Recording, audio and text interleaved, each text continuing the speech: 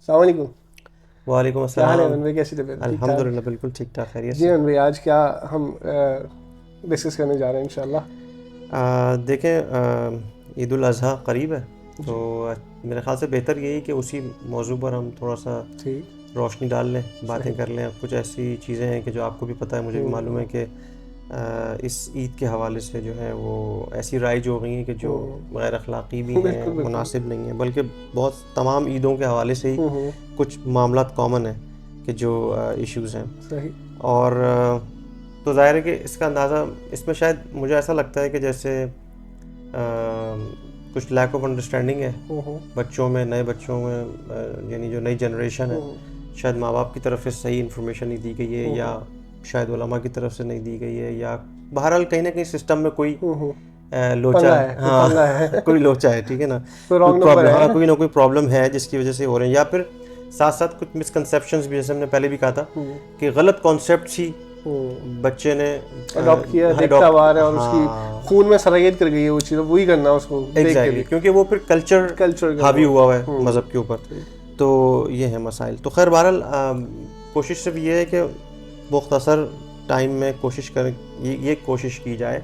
کہ جو عید الاضحیٰ کے حوالے سے جو اہم میسیجز ہیں, جو ہمیں ایک عرفان عنایت کر سکیں, ہمیں کوئی ایک معرفت آگاہی دے سکیں کہ واقعی یہ ایونٹ ہے کیا, ہم کیوں اس کو مطلب منا رہے ہیں. تو ہمیں پتہ ہے کہ حضرت ابراہیم اور حضرت اسماعیل کا واقعہ وہ اپنی جگہ, مگر قرآن اس کے بارے میں کیا کہہ رہا ہے, اور اس کی جو ان ڈیپتھ انالیسس یا انڈرسٹینڈنگ ہے وہ کیا ہے, تھوڑا سا پتہ ہونا چاہیے اس کے بارے میں. تو میں نے آیت اللہ مکارم شیرازی صاحب کی کچھ فروغ گزاشتیں ہیں, کچھ تحریریں ہیں اس حوالے سے, ان سے استفادہ کرتے ہوئے کچھ نکات میں نے جمع کیے ہیں, اور وہ بہت عمدہ نکات ہیں, مجھے اچھے لگے, میں نے سوچا ان کو بھی میں بیان کرتا چلوں. تو عید کا دیکھیں سب سے پہلا جو ایک مسئلہ ہے, جو اس کا جو معنی ہے ہمیں سمجھنا ہوگا کہ عید جیسے رمضان المبارک میں ہم کہتے ہیں کہ رمضان اللہ کا مہینہ ہے, اور ہم اللہ کے لیے عبادت کر رہے ہوتے ہیں, اور اس کے بعد پھر 30 دن ہم روزے رکھتے ہیں, اور اس کے بعد گناہوں سے پاک ہونے کی کوشش کرتے ہیں, اور جب آخری دن آتا ہے تو اس کی خوشی مناتے ہیں کہ ہم گناہوں سے پاک ہو گئے. اصل چیز تو یہ ہے نا, ایگزیکٹلی یہی کانسیپٹ حج اور قربانی کے ٹائم کا بھی یہی ہے. اب اس میں بھی یہی ہو رہا ہوتا ہے کہ لوگ جب حج پہ جاتے ہیں تو بنیادی طور پہ وہاں پہ مہمان خدا ہوتے ہیں, ٹھیک ہے نا, مہمان خانہ خدا ہوتے ہیں, اور جب وہ اپنے اس کافی مشقتوں کے بعد, کہ جس میں ایک کے بعد دوسرا مرحلہ ہوتا ہے حج میں, جب وہ تمام کرنے کے بعد جب 10 ذی الحج کی صبح آتی ہے, تو وہ اسی دن جو ہوتا ہے وہ سب سے اہم دن ہوتا ہے, کیونکہ بہت سارے کام انہیں اس دن انجام دینے ہوتے ہیں, جن میں ایک سر فہرست قربانی بھی ہے. اور لہٰذا وہ مکارم شیرازی صاحب فرماتے ہیں کہ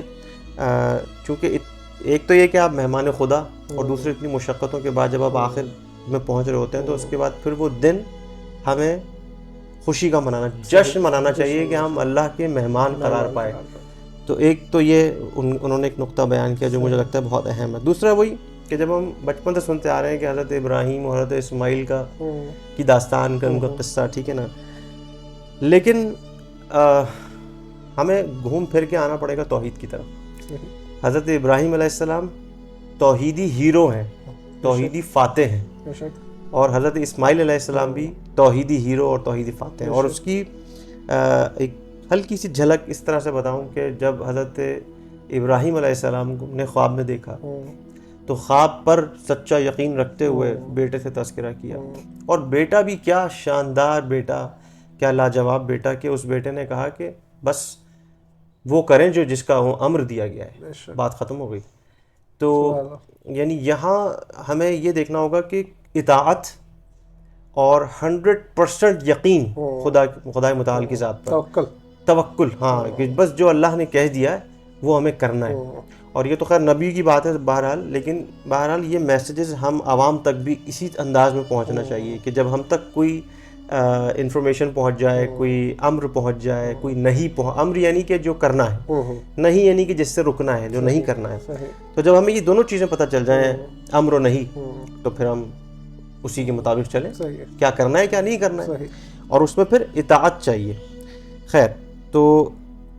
اسی طریقے سے وہ فرماتے ہیں کہ یہ دراصل اطاعت کی بھی عید ہے, اسی تناظر میں جو میں نے ابھی بیان کیا.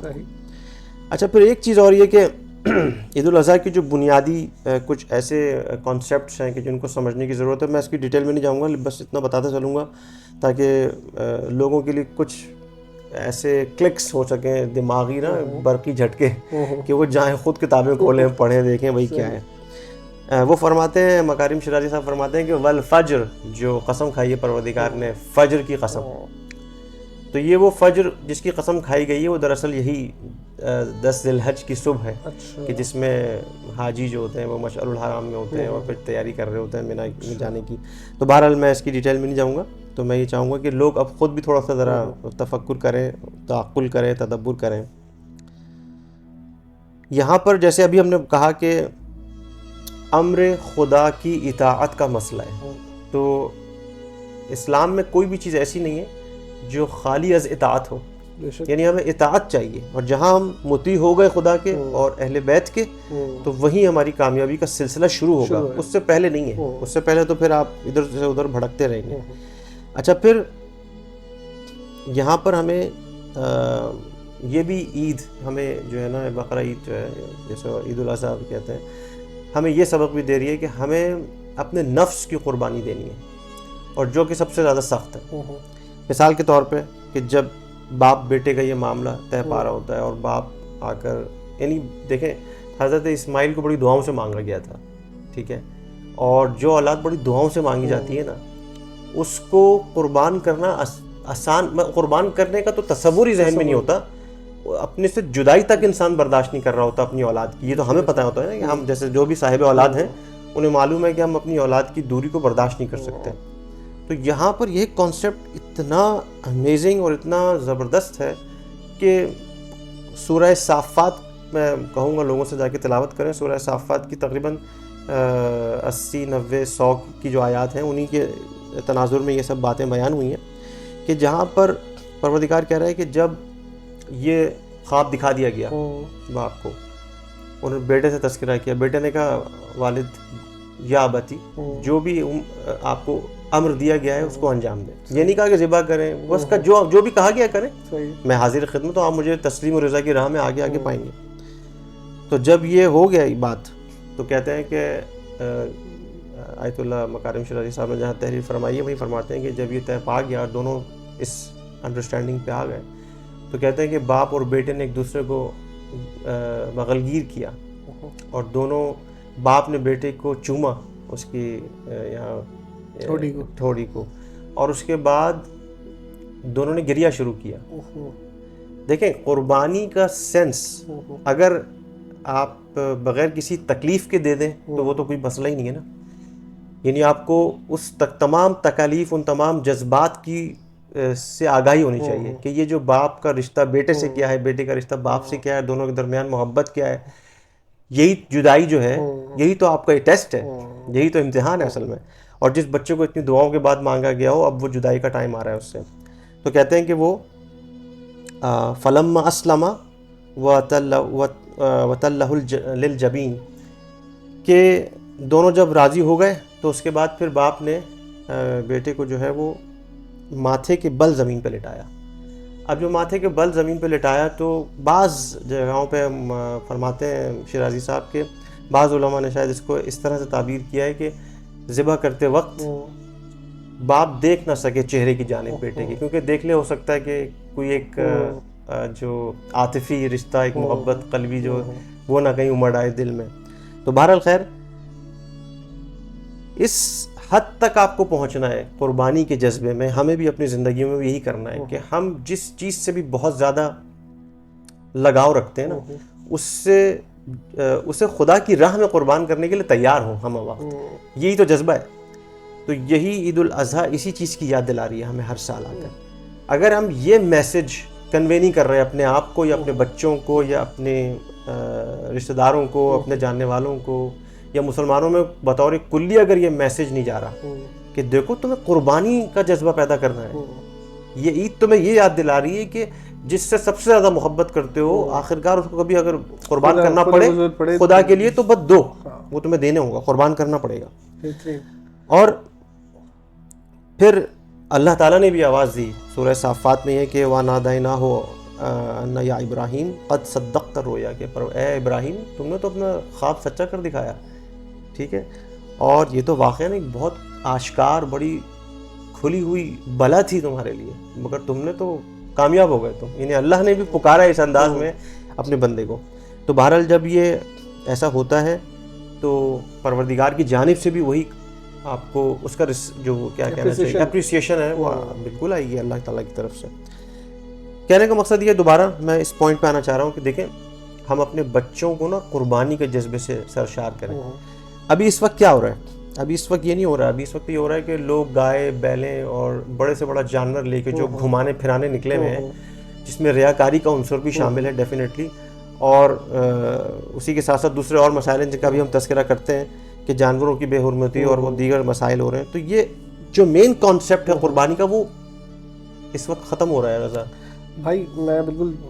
اس چیز سے بالکل متفق ہوں، اور حقیقتاً اس وقت جو ٹاپک آپ ڈسکس کر رہے ہیں اس حوالے سے، اس قربانی کی جو آپ نے مثال دی ہے کہ آپ کو اس لیول پہ آ کے سوچنا چاہیے کہ یہ ایک پریکٹس ہے جو آپ کو تھرو آؤٹ پورے سال کرنی ہی ہے، ہر جگہ جب خدا کو ضرورت پڑے آپ کی کسی بھی ایسے کام کی جہاں پہ آپ کو تکلیف ہو، چاہے آپ اس کے لیے اس لیول پہ آ جائیں کہ آپ کو اپنا بچہ ذبح کرنا پڑے۔ یہاں تو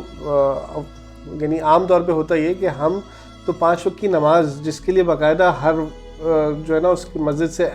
اذان بھی ہوتی ہے اور ہم اس کو قربان کر رہے ہوتے ہیں، فجر میں ہم لوگ سو رہے ہوتے ہیں، بیسکلی یہ چیز وہ ہے کہ ہمیں اس لیول پہ آ کے جو ہے نا اس پریکٹس کو دیکھنا ہے، جو سال میں ہم ایک بار کر تو رہے ہیں لیکن تھرو آؤٹ پورے سال اس کو لے کے چلنا ہے۔ بالکل ایسے ہی، بالکل ایسے ہی تھرو آؤٹ سال، اور میں تو شاید ایک اسٹیپ اور آگے جاؤں گا کہ لمحہ بہ لمحہ، یہ لمحہ بہ لمحہ کی کیفیت ہے کہ انسان آمادہ رہے اس قربانی کے لیے۔ اچھا، اسی کے ذیل میں مکارم شرازی صاحب فرماتے ہیں کہ یہ تمام اہم کانسیپٹس ہیں جو کہ ہمیں اس عید کے حوالے سے پتہ ہونا چاہیے، مگر اسی کے ساتھ ساتھ جو اس کے ذریعے ایک بہت بڑی خدمت عوام الناس کی طے پا جاتی ہے وہ یہ کہ غریب کے میں کھانا چلا جاتا ہے، کہ جب آپ قربانی دیتے ہیں تو اس قربانی کا گوشت جو ہوتا ہے، اب یہ بہرحال یہ بھی ہم تذکرہ کریں گے آگے کہ کس طرح سے اس کا کنزمپشن ہونا چاہیے، اس کا ایک آرگنائزڈ کنزمپشن ہونا چاہیے۔ قربانی کے حوالے سے ہمیں پتہ ہونا چاہیے کہ روایات میں یہ بیان ہوا ہے کہ جب قربانی کی جائے تو اس کے 3 حصے ہوں، اس میں سے ایک حصہ جو ہے وہ آپ کا اپنا ہوتا ہے، 1/3 جو ہے آپ کا ہے، 1/3 جو ہے وہ آپ کے ہمسایوں یا مومنین کے لیے، ٹھیک ہے نا، مختلف روایات میں ہمسائے اور مختلف جگہ مومنین کا تذکرہ، اور تیسرا جو 1/3 حصہ ہے، تیسرا حصہ جو ہے وہ فقراء کے لیے، جو نیاز مند ہیں، جو محتاج ہیں، جو ضرورت مند ہیں۔ تو بہرحال یہ ایک اس کو بھی ہم بات کرتے ہیں مزید تھوڑی سی، جو ابھی ایک بہت بڑا مسئلہ ہمیں نظر آ رہا ہے وہ یہ کہ ہم ایک تو پہلی بات یہ کہ چلیں مجھے کوئی اعتراض نہیں ہے آپ گائے قربان کر رہے ہیں کریں، مگر دمبے کی قربانی ہی اصل قربانی ہے۔ روایات میں تو اونٹ کا بھی تذکرہ ہے، بہرحال گائے کا بھی کوئی مسئلہ نہیں ہے، لیکن ایک حدیث یہاں پہ اس زمانے میں یہ پیش کرتا چلوں بہتر ہے کہ گائے کے گوشت کو رسول خدا صلی اللہ علیہ وآلہ وسلم نے ایک روایت میں بیماری قرار دیا ہے، ٹھیک ہے، تو اس سے کوشش کی جانی چاہیے کہ اس سے جتنا بچ سکیں بچیں۔ جو اچھا گوشت ہے وہ قرار دیا گیا ہے اونٹ کے گوشت کو یا پھر بھینس کے گوشت، دمبے کو۔ اچھا، بھینس کے حوالے سے بھی میں نے وہ سنا ہے کہ ہمارے یہاں الٹا نظام ہے تھوڑا سا، ہم لوگ جو ہے وہ دودھ پیتے ہیں بھینس کا اور گوشت کھاتے ہیں گائے کا، بچیا جس کو اس روایت کو میں کمپلیٹ کر دوں۔ اچھا نہیں میں آپ ہی کی بات، کیونکہ آپ دودھ پر آ گئے نا تو میں نے کہا دودھ کی بات بھی کمپلیٹ ہو جائے گی۔ وہ روایت یہ کہتی ہے کہ گائے کا گوشت بیماری، گائے کا دودھ غذا اور گائے کی چربی شفا ہے۔ اچھا، تو گائے کی چربی شفا اس طرح سے میں بیان کر دوں کیونکہ یہاں پہ لوگ تھوڑا سا وہ ہو جائیں گے کہ یار چربی بندہ کھلانے پلاؤ لے آؤ، پلاؤ میں چربی ہونی چاہیے۔ چربی ہوتی ہے دراصل پرانے زمانے میں ہوتا تھا کہ چربی کو ہلکی آنچ پہ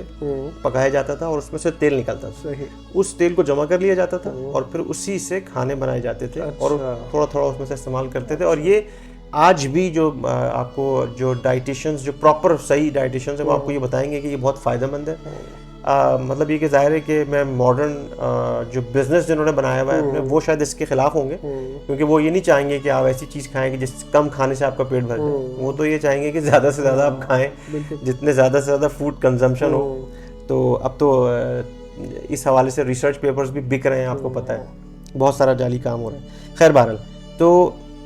اس ضمن میں بھی تحقیق کی ضرورت ہے کہ کیا کھایا جانا چاہیے اور کیا نہیں. بہرحال اہل بیت علیہ السلام نے بہت ساری جگہوں پہ ہماری رہنمائی فرمائی ہے, بلکہ میں تو یہ کہوں گا کہ ہر جگہ ہی رہنمائی فرمائی ہے, شاید ہمارا اپنا اتنا مطالعہ نہیں ہے, ورنہ اگر ہم زیادہ سے زیادہ مطالعہ کریں تو ہمیں پتہ چلے گا کہ انہوں نے ہر جگہ ہی ہمیں بتایا. اچھا, جو میں مس ہینڈلنگ اور مس ٹریٹمنٹ کی بات کر رہا ہوں جانوروں کے حوالے سے, وہ بہت سیریس مسئلہ ہے. میں نے بدقسمتی سے کچھ ایسی بھی جگہ دیکھا کہ لوگ جو ہے وہ جانوروں, قربانی کے جانوروں کو جو لایا گیا ہے تو بڑے دیکھ ہی نہیں رہے, بڑے بالکل بے بہرا ہوئے ہیں, بچوں کے ہاتھ میں پکڑائے ہوئے, اور بچے ان کے ساتھ بدتمیزیاں, ان بے حرمتی کر رہے ہیں, ان کو تنگ کر رہے ہیں, لات مار رہے ہیں. بھائی میں نے تو یہاں تک دیکھا ہے کہ بچے گالیاں دے رہے ہیں, تو چل کیوں نہیں رہا, اس کو دوڑا رہے ہیں, اس کو بھگا رہے ہیں, مطلب اس قسم کا سب دیکھا. اور ناظرین بھی اس سے وہ کریں گے کہ ہر کسی جو ہے نا وہ ہر شخص یہ چیز دیکھ رہا ہوتا ہے, اپنے سراؤنڈنگ میں چل رہی ہوتی ہے. اگر آپ یہ چیز ہوتے ہوئے دیکھ رہے ہیں تو آپ بھی اس گناہ میں شریک ہیں, کیونکہ اس جانور کو اذیت سے بچانا ہے آپ کو. رسول خدا صلی اللہ علیہ وآلہ وسلم کا فرمان ہے یہ کہ مسلمان کے ہاتھ اور زبان سے, یا زبان اور ہاتھ سے دوسرے محفوظ ہیں, یعنی مسلمان سے اذیت نہیں ہو سکتی کسی کو. تو اب اس کا مطلب جو اذیت دے رہا ہے وہ مسلمان نہیں ہے, مسلمان ہونے کی حیت سے خارج ہو چکا ہے. بہرحال بہت سخت بات ہے, لیکن یہ سمجھنے والی بات ہے اگر لوگ سمجھ سکیں تو. اس کے علاوہ بہت سارے جو نقصانات ہم برداشت کر رہے ہیں اس ضمن میں. دیکھیں ہوتا کیا ہے کہ جب آپ قربانی کے نام پر جانوروں کے ساتھ بے حرمتی کر رہے ہیں مثلا, یا پھر یا قربانی کے نام پر 1/3 حصہ جو آپ کو دینا تھا فقراء کو وہ بھی آپ نے نہیں دیا, فرض کر لیں, اور وہ بھی آپ خود ہی تکے بنا کے کھا گئے, یا کلیجی بھون کے, یا مطلب جو بھی ایکس وائی زیڈ. میرا مقصد وہ نہیں ہے, میں بتانا یہ چاہ رہا ہوں کہ جو مس یوز ہو رہا ہے اس کا, یا جو اس کا مصرف ہونا چاہیے تھا اسلامی حساب سے وہ نہیں ہو رہا, تو وہ پھر آٹومیٹکلی ایک مورل یعنی ایک اخلاقی پسماندگی کی طرف ہم جانے لگتے ہیں. اوور آل پورا معاشرہ جس شکم کے لیے منع کیا تھا بھرنے سے پرخوری کے لیے, اسی کی طرف پھر پورا معاشرہ الٹا ڈائیورٹ ہو جاتا ہے. تو اس کا ایک نقصان یہ ہو رہا ہے. پھر دوسرا نقصان کیا ہوتا ہے کہ ہم اپنے بچوں کو خراب کر رہے ہوتے ہیں. بچے بھی غلط اسلام کی تعبیر لے رہے ہیں کہ بھئی یہ اچھا, یہ تو بس تکوں والی کوئی عید ہے, بس فریج بھرنے والی عید ہے, جو بھی ذبح کیا بس اپنا فریج بھر لو. یہ بھی ہے بالکل ایسا چل رہا ہے معاشرے کے اندر. پھر اس کے بعد جانوروں کے ساتھ جو ظلم و زیادتی ہو رہی ہے وہ ایک بالکل ہی اپنے ساتھ تو زیادتی ہو رہی ہے وہ مسئلہ. دوسرا یعنی جانوروں کے ساتھ زیادتی, سب سے بڑی زیادتی تو خدا کے دین اور خدا کے ساتھ اہل بیت کے ساتھ زیادتی, کہ آپ نے ان کے نام پر ہی سارے کام کر رہے ہیں مگر آپ بالکل الٹا چل رہے ہیں. اور پھر چوتھی چیز کہ جو نیگیٹو امپلیکیشنز دے رہے ہوتے ہیں آپ پوری دنیا کو. مثلا فرض کریں کہ کوئی غیر مسلم آ جائے آپ کی عید منانے کے لیے آپ کے ساتھ, فرض کر لیں, تو وہ یہ جب عید دیکھ کے جائے گا تو وہ کیا معنی لے گا اس عید سے کہ یار یہ تو بس تکوں والی عید ہے, بس تفریح والی عید ہے, اس میں انجوائمنٹ ہے, مسلمان انجوائے کر رہے ہیں. بھائی باقاعدہ ایسے ہی ہے. اور میں بتاؤں کہ جہاں پر یہ جانور باندھے جاتے ہیں رات بھر گیدرنگ لگتی ہے, لوگ موبائل یوز کر رہے ہوتے ہیں. میں نے تو یہاں تک دیکھا ہے کہ لوگ ٹیپ ریکارڈر چلا کے گانے سن رہے ہوتے ہیں کہ پوری رات جاگنا ہے, جانور کی حفاظت کرنی ہے, بھائی کبھی اس کو بھوک لگے تو کچھ کھلانا. یہ ہو رہا ہے معاشرے کے اندر, اور لوگ اس کو سے ریلیٹ کریں گے بالکل. بہرحال ہم ہمیشہ کوشش کرتے ہیں کہ سولوشنز کی بھی بات کریں. تو دیکھیں سولوشنز کے لیے اس میں سب سے اہم ذمہ داری جو ہے وہ یقینی طور پہ علماء کی ہے, سب کی ہے, مگر علماء بہرحال چونکہ اہل علم ہوتے ہیں تو سب سے پہلے تو وہ جو ڈسپرس کرنا ہوتا ہے, ان کو نالج اپنے پاس سے بانٹنا ہوتا ہے, اسپریڈ آؤٹ کرنا ہوتا ہے, وہ سب سے پہلا جو ہے وہ منبع ہے, مصدر ہے, ٹھیک ہے نا, ایجوکیشن کا. ان کے ذریعے اویئرنیس ہونی چاہیے, اسکول کالجز کے ذریعے بھی ہونا چاہیے. مگر بدقسمتی سے ہمارے اسکول کالجز کے نظام آپ کو پتہ ہے کہ زیادہ تر ویسٹرن بیسڈ ہیں, تو وہاں پہ اتنی آگہی یا اتنی معرفت کی طرف نہیں جاتے ہم کسی بھی. بس ایک ہر چیز ایک سطحی ہے, اوپری, ہاں سطحی ہے کہ بس یار ٹھیک ہے عید آ گئی, اوکے بس عید کی چھٹیاں مناؤ, بس انجوائے کرو, سوتے ہوئے گزارو, مطلب یہی کانسیپٹ رہ گیا نا اب تو آج کل. تو بہرحال علماء کے ساتھ ساتھ اس میں ذمہ داری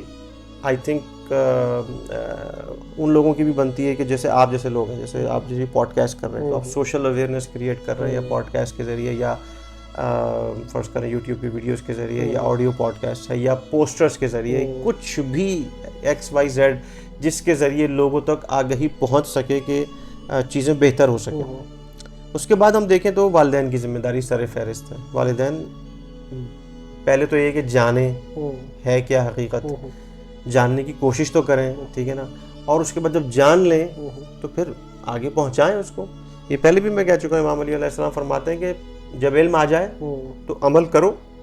اور آگے بڑھ جاؤ. سمپل کانسیپٹ ہے نا، مطلب اس سے زیادہ تو اور کیا آپ کو بتایا جائے گا. بھائی جب علم آ جائے، علم کے لیے پہلے کوشاں رہو. علم حاصل کرنے کے لیے تمہیں چین جانا پڑے تو جب بھی جاؤ. یعنی اس قدر حد تک رسول خدا نے بتا دیا کہ بھائی تمہیں کوشاں رہنا ہے، حق تک جانے کے لیے تمہیں مسلسل کوشش کرنی ہے، اور جب مل جائے تو عمل کرو اور آگے بڑھ جاؤ. مگر یہ جو ہمارے یہاں کانسیپٹس ہیں نا کہ ہم ایک کوشش بھی نہیں کر رہے. بھائی اس لیے بات یہ نا کہ اس کے لیے بھی وہی کریٹیکل تھنکنگ ضروری ہے نا، کہ بھائی جو آباء و اجداد کرتے ہوئے آ رہے ہیں بس وہی کرنا ہے، بغیر سوچے بغیر سمجھے.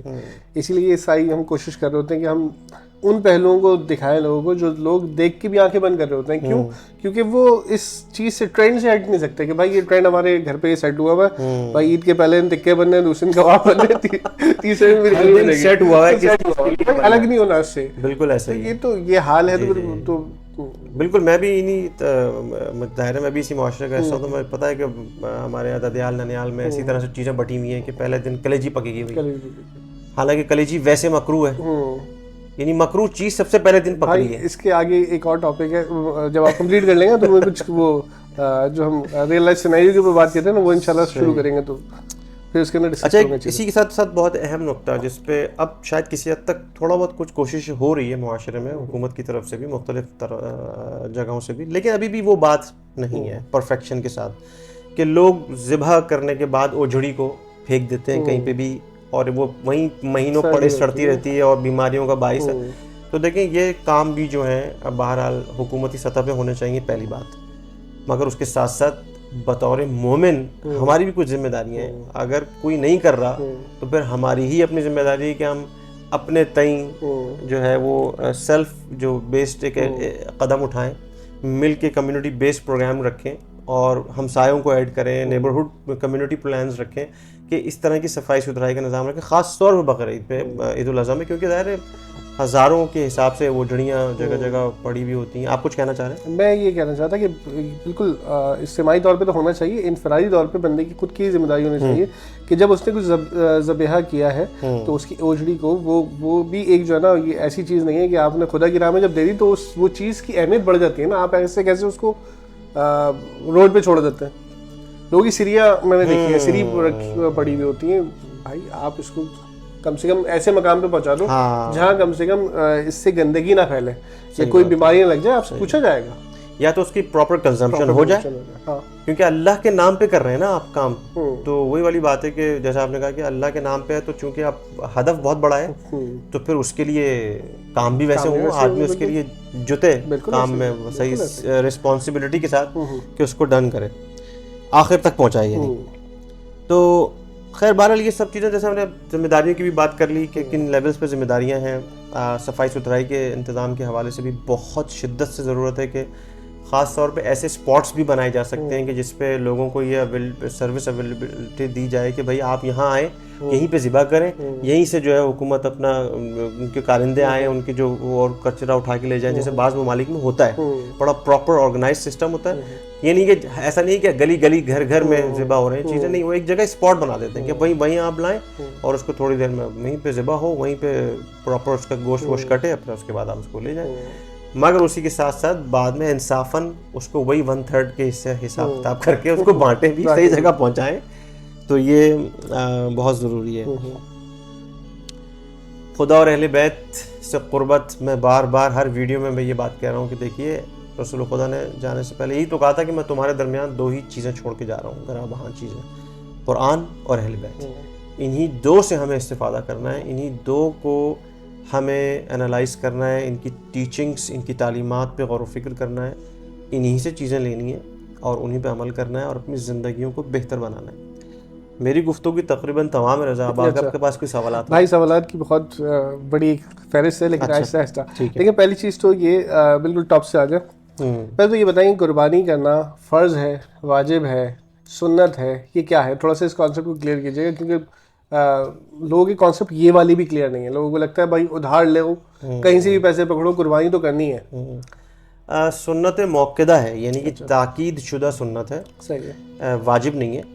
کیونکہ ظاہر واجب اگر ہو جاتی تو شاید ہر آدمی کے بس میں نہیں ہوتا وہ کر سکے، تو ڈیفینیٹلی واجب نہیں ہے، سنت موقدہ ہے کہ تاکید کی گئی ہے کہ جو کر سکتا ہے، جس کے پاس جس کی جیب اجازت دے رہی ہے تو وہ کرے، لیکن پھر وہی انصافاً 1/3 والا جو، کیونکہ یہی تو کانسیپٹ ہے نا کہ آپ کو اپنی جیب سے خرچ کرنا ہے، اپنے نفس کو مارنا ہے اور ضرورت مند تک اس کی چیز کو پہنچانا ہے، تبھی معاشرے میں ایک ماڈریٹنس، ایک اعتدال آئے گا۔ اچھا، دوسری چیز مجھے یہ بتائے گا کہ جیسے کہ آج کل معاشرے کے اندر چل رہا ہے کہ لوگ سوچتے ہیں کہ یار میری پڑوسی اگر اتنا بڑا جانور لایا تو مجھے اس سے بڑا لے کے آنا، ٹھیک ہے، اگر پچھلے سال میں نے ایسا کیا تھا تو اس سال جو ہے نا میری کوشش یہ کہ میں اس سے اور بڑھ کے کروں، صحیح، ٹھیک ہے۔ گھر کا ایک فرد چاہ رہا ہے کہ یار قربانی جو بھی موجودہ حالات ہیں اس کو دیکھتے ہوئے آپ سے بکرا کر لیں، آپ بکرا نہیں کر سکتے، صرف حصہ کر لیں، لیکن گھر کے کچھ بچے نوجوان ہمارے، نہیں جی فلانا دوست کیا سوچے گا، یونیورسٹی والے کیا بولیں گے، کوچنگ والے کیا بولیں گے، پہلا وجہ ایک پریشر والدین کے اوپر بھی ہے، تو میں چاہوں گا اس کے اوپر بھی جو ہے نا یہ تو رہتا وہی والی باتیں ہیں، ساری معاشرتی مسائل ہیں، اس کا اسلام سے تو کوئی تعلق نہیں ہے، مطلب اسلام تو آپ کو پہلے سے بتا رہے ہیں نا کہ دیکھیں ریاکاری حرام ہے، ریاکاری جیسی آتی ہے آپ کا بنا بنایا کام بگڑ جاتا ہے، تو اگر آپ نے ریاکاری سے نماز پڑھی، نماز باطل ہے، آپ نے ریاکاری اس عبادت میں کی تو آپ کی عبادت بھی بیکار ہے۔ آپ کس کے لیے کر رہے ہیں کام، یہ کانسیپٹ کلیئر ہونا چاہیے۔ اگر اللہ کے لیے کر رہے ہیں تو بس پھر وہ اتنا جو آپ کی جیب اجازت دے رہی ہے بس اتنا کریں آپ، مطلب اپنی استطاعت سے بڑھ کر تو کچھ بھی نہیں ہوتا، آپ کی استطاعت ہوتی ہے، آپ کی جیب ایک چیز کی اجازت دے رہی ہے، آپ وہ چیز کا انجام دیں، آپ کو لوگوں کو نہیں دیکھنا۔ اگر آپ لوگوں کو دیکھتے رہیں گے تو آپ کی زندگی پھر کبھی بھی کسی بھی پرفیکشن ماڈل تک نہیں پہنچ سکے گی، کیونکہ لوگ تو پتہ نہیں کیا کیا سوچ رہے ہیں۔ اسی طریقے سے جیسے دنیا میں بڑی بڑی ابھی شادیوں کے چرچے ہو رہے ہیں، فلاں بندے نے اتنے پیسہ لاکھوں ڈالر خرچ کر دیے، یہ کر دیا وہ کر دیا، تو کیا وہ تھوڑی معیار ہے؟ معیار تو وہ ہے ہی نہیں، معیار تو ہمارے لیے قرآن اور اہل بیت ہے، انہوں نے ہمارے لیے معیارات بھی کلیئر کر دیے ہیں کہ کیسے کون سی چیز کو کیسے انجام دینا ہے، وہ ہمارے لیے چیزیں کلیئر ہیں۔ اچھا، آخری چیز آپ نے پوچھی تھی، والدین کو پریشرائز کیا ہوا، والدین جب لا بلد ہوں گے، والدین جب لا علم ہوں گے، والدین کو جب اسلام کی معرفت ویسے نہیں ہوگی جیسے ہونی چاہیے، تو آٹومیٹکلی وہ ان چیزوں کا شکار ہوں گے، اور جب وہ شکار ہوں گے تو وہ پھر ظاہر بچوں کو تو وہ کنوے کر ہی نہیں سکتے، کیونکہ خود وہ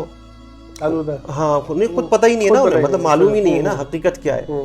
تو حق اور حقیقت سے آشنائی جو میں نے پہلے شروع میں کہا کہ اس لیے ضروری ہے کہ آپ کو پتہ ہونا چاہیے کہ اسلام آپ سے چاہ کیا رہا ہے۔